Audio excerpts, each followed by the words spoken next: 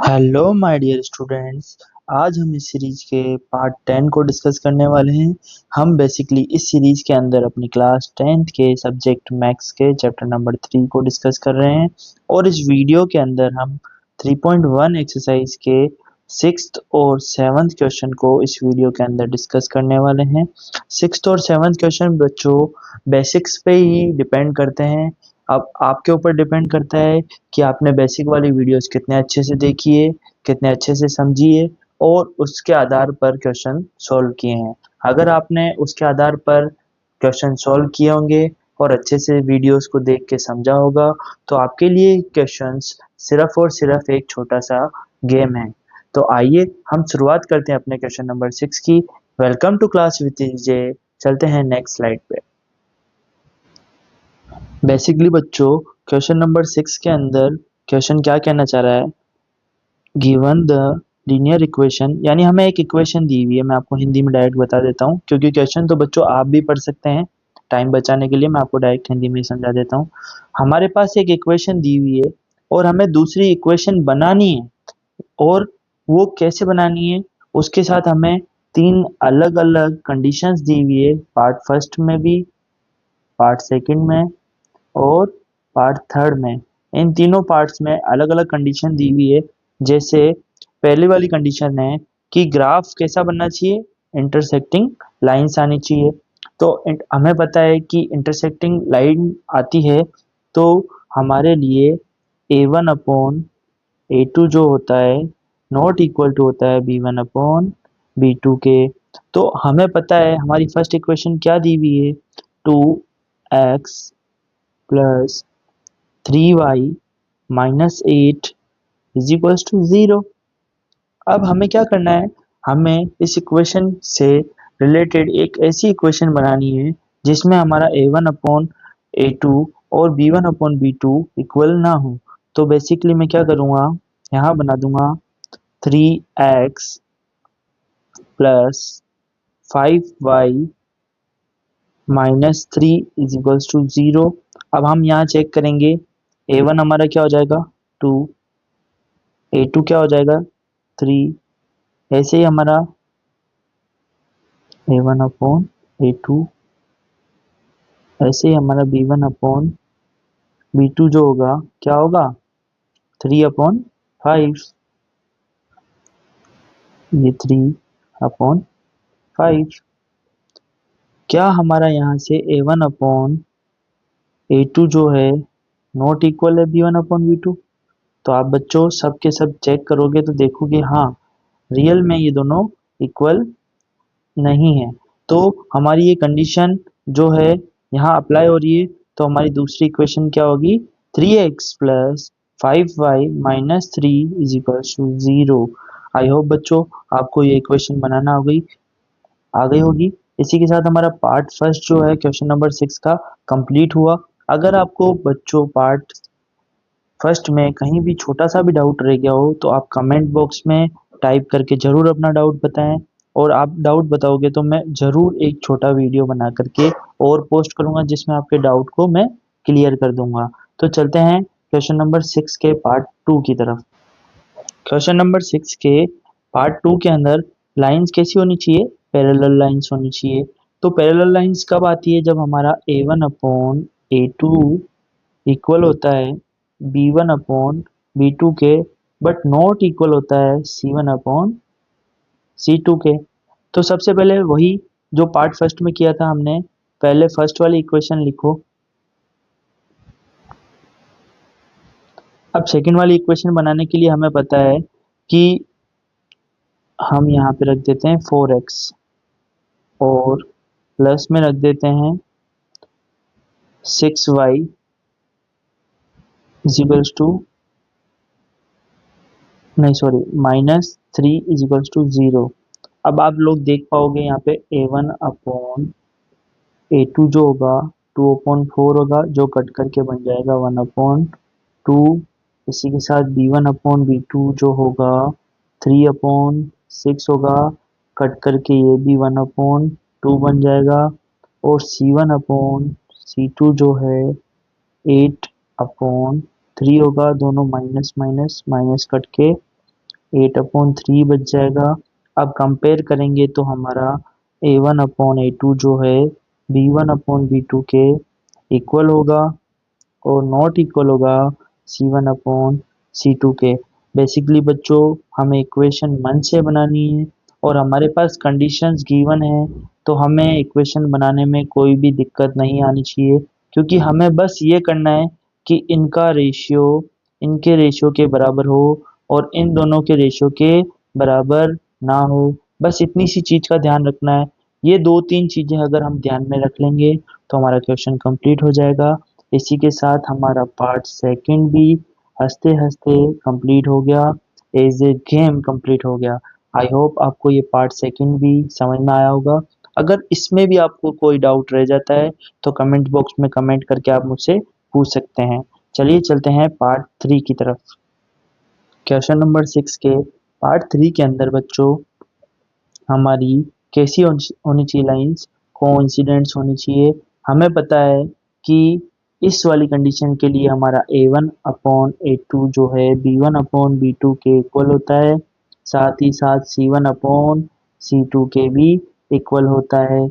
वैसे जैसा हम पिछले क्वेश्चंस में कर रहे थे वैसा ही हमें यहाँ पर भी कंडीशंस को ध्यान में रख के दूसरी इक्वेशन ड्राइव करनी है।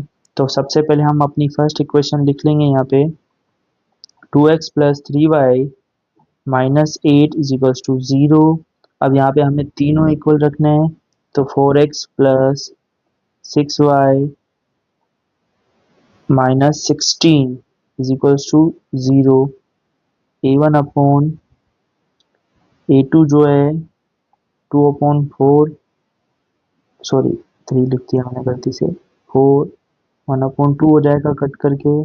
सेम B1/B2 जो है 3/6 कट करके हो जाएगा 1/2। सिमिलरली C1/C2 जो है -8/- 16 माइनस से माइनस कट और ये आपस में कट के 1/2 हो जाएगा। क्या हमारी कंडीशन यहाँ पर सही दिख रही है? हाँ, हमें कंडीशन सही दिख रही है।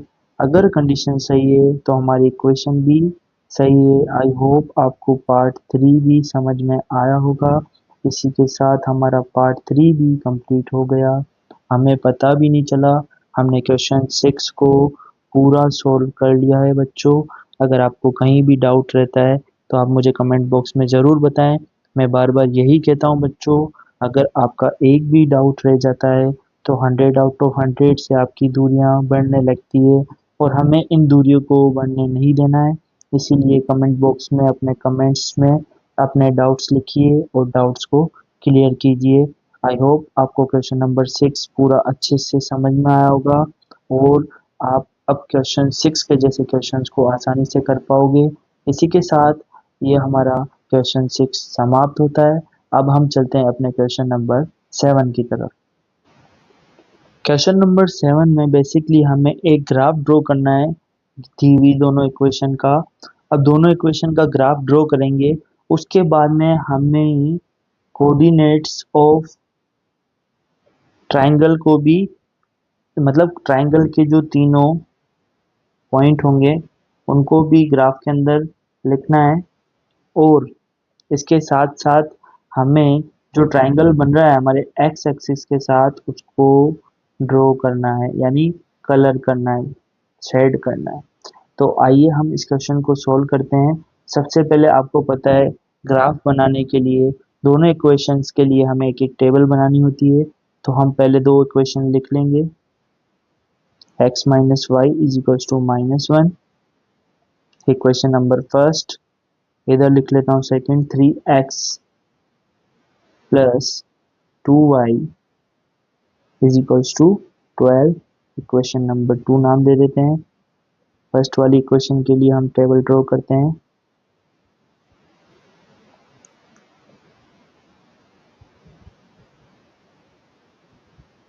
हमें पता है कि हम इसमें 3 पार्ट्स करते हैं। ऊपर आएगा हमारा x, नीचे आएगा y। अब हम x की वैल्यू 0 रखेंगे तो हमारा इक्वेशन कुछ इस तरीके से दिखाई देगा। 0 में से कुछ भी माइनस करते हैं तो वही आता है माइनस से माइनस कट हो जाएगा, x इज इक्वल टू 0 पे y हमारा 1 आ जाएगा। अब हम y की जगह -1 रखेंगे, -1 रख के देखते हैं x की जगह -1 रख के देखते हैं। -1 minus y is equals to -1। इधर से मैंने माइनस को कॉमन ले लिया, अगर कॉमन नहीं लेता हूँ तो y एज इट इज रहने दिया माइनस का, ये 1 उधर जाएगा तो प्लस का हो जाएगा, 1 माइनस 1 0। y की वैल्यू क्या आ जाएगी, ये -0 के पास जाएगा तो y की वैल्यू 0 आ जाएगी। अब सेकंड इक्वेशन के लिए भी एक छोटी सी टेबल बना लेते हैं, जिससे हमें ग्राफ बनाने में काफ़ी आसानी होगी, क्योंकि हमें ग्राफ बनाने के लिए 2 पॉइंट्स ही चाहिए होते हैं, एक्स और वाई के, तभी तो हम ग्राफ पे एक लाइन ड्रॉ कर पाएंगे। अब हम यहाँ x और यहाँ y लिख लेंगे। इस वाली इक्वेशन में हम x को 0 रखेंगे तो y की वैल्यू क्या आएगी, is equals to 12, y is equals to 12/2 और यहाँ से y आ गया 6। आई होप आपको ये समझ में आ रहा होगा। अब मैं x की जगह 4 रखता हूँ, 4 मल्टीप्लाई 3 कितना होता है 12 plus 2y is equals to 12। ये 12 इधर प्लस में है, उधर जाएगा तो माइनस में, y is equals to 12 minus 12, ये हो जाएगा 0, डायरेक्ट 0 लिख देता हूँ। अब ये 2 उधर जाएगा तो भी y की वैल्यू आएगी 0, x 4 पे y 0 हो जाएगा। अब हम चलते हैं ग्राफ की तरफ, क्योंकि हमारे पास इक्वेशन फर्स्ट और इक्वेशन सेकंड दोनों के ग्राफ्स हैं। अब ग्राफ पेपर पर हम आ गए हैं और हमारे पास दोनों टेबल्स हैं दोनों इक्वेशन के लिए, और हमारे पास ग्राफ भी है, तो हम ग्राफ पे डिनोट करेंगे। फर्स्ट वाली इक्वेशन के लिए करेंगे x0 पर y1, ये x0 पे y1 पे मैंने एक सर्कल बना दिया, और x-1 पे y0, ये हमारी एक लाइन के लिए हो गया। अब हम इस लाइन को ड्रॉ कर लेंगे सबसे पहले।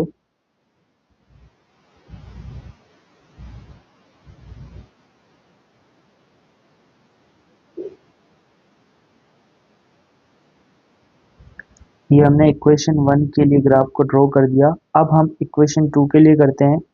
x0 पर y जो है 6 है, ये x0 पर y 6, यहाँ पर हमने एक सर्कल बना दिया। x4 पर y 0 है, ये सर्कल बना के अब हम इसके लिए ग्राफ ड्रॉ करेंगे। ग्राफ ड्रॉ करने के लिए बेसिकली हम यहाँ से सीधी लाइन लेके जाएंगे। वेट ए सेकेंड, थोड़ी सी मिस्टेक हो गई,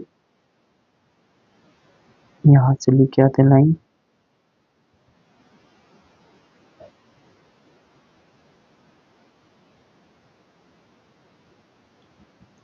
डिजिटल बोर्ड पे बच्चों लाइन बनाना बहुत ही हार्ड होता है।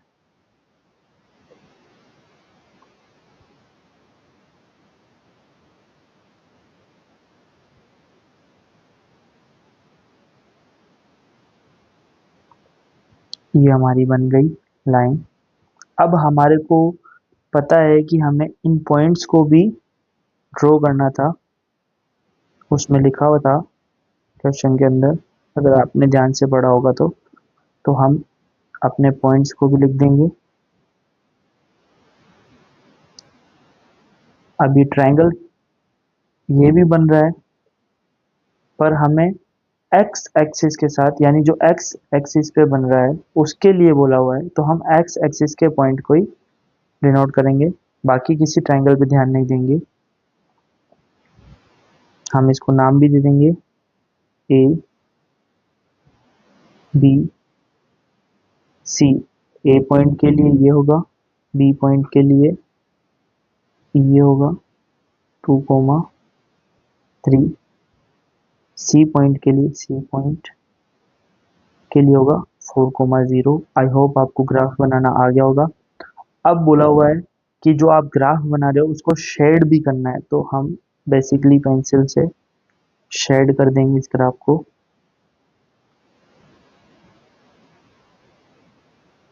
कुछ इस तरीके से लाइंस लाइंस कर देंगे या एक कलर लेके हम इसको कलर कर देंगे।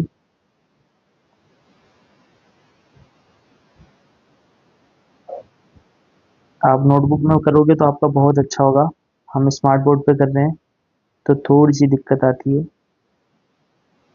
आई होप आपको समझ में आ गया होगा कि जो हमारा ये ट्रायंगल बन रहा है हमें इसी को ही क्या करना था, शेड करना था।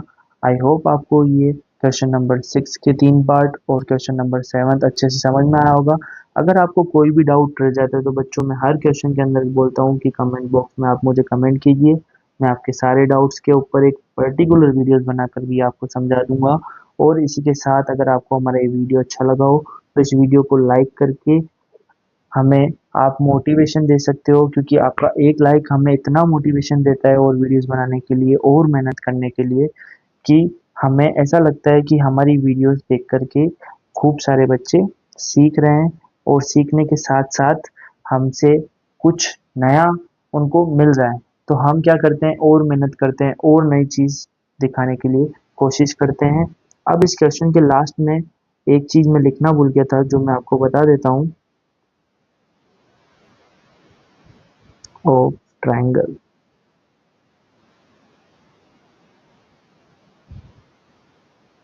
आपको ये लिखना पड़ेगा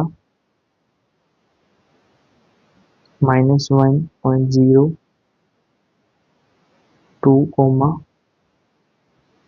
3, 4, 0। यहाँ पॉइंट नहीं कोमा है, मैं गलती से पॉइंट बोल दिया था। हाँ तो बच्चों ये क्वेश्चन इस पॉइंट के साथ खत्म होता है। लाइक के साथ साथ आप हमारे चैनल को सब्सक्राइब भी कर दीजिए, जिससे आपको 10th क्लास की मैथ्स सब्जेक्ट की basic basic videos time to time मिलती रहेगी। और अपने दोस्तों को ये वीडियो शेयर करके उनको भी ये क्वेश्चन सॉल्व करने में हेल्प कीजिए, जिससे उनको भी पता चलेगा कि ये क्वेश्चन कितने इजी तरीके से भी सॉल्व हो सकते हैं। आई होप आप ये सारे स्टेप्स कंप्लीट करेंगे। इस वीडियो को देखने के लिए आपका बहुत बहुत धन्यवाद।